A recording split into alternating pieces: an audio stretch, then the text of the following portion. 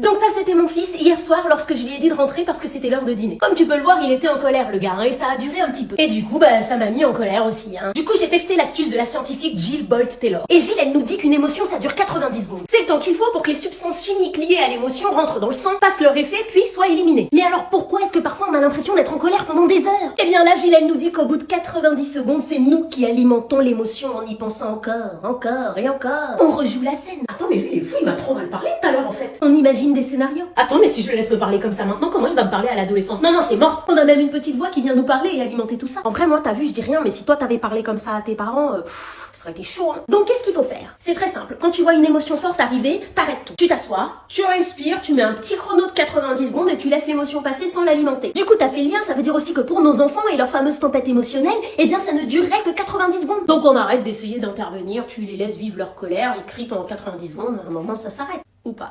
Bon alors voilà, la prochaine fois que t'es en colère, tu testes, tu mets un petit chrono de 90 secondes et tu me dis comment ça s'est passé. On va finir par être zen, moi je te le dis.